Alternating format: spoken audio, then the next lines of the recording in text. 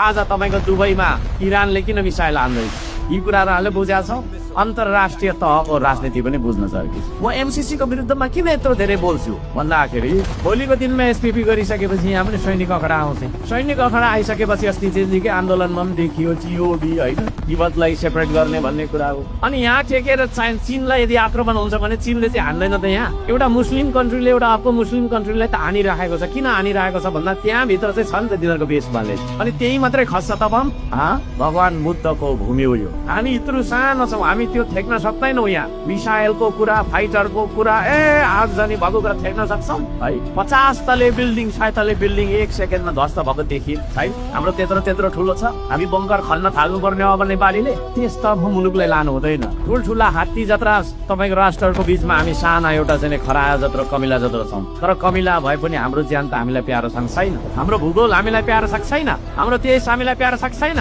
त्यसो भएको कारणले गर्दाखेरि यो देशलाई रणभूमि बनाउनु हुँदैन भन्ने तर्फ। तर यो विषयमा कोही पनि अरू बोल्दैन। अर्घ साम्बाङ र अर्घ साम्बाङको संसद सधैँभरि यो चन्द्र सूर्य झण्डाको संरक्षणको लागि उभिन्छ, तपाईँ हाम्रो एकताको लागि उभिन्छ। मैले भन्ने गरेको छु पृथ्वी रहन्जेलसम्म हाम्रो देश रहलै पर्छ है। एकदम धेरै शत्रुवत सम्बन्ध राख्छौँ भन्ने होइन, मिल्ने हो है, मिल्ने हो। तर हाम्रो घर कब्जा गर्ने गरी मिल्ने होइन है। हामी एमसीसी खारेज गर्छौँ, खारेज गरेर देखाउँछौँ। केही अर्ब पैसा लिएको होला, फिर्ता गर्नुपर्छ है। एमसीसी पछाडि एसपीपी अनि एसपीपी पछाडि सैनिक ब्यारेकहरू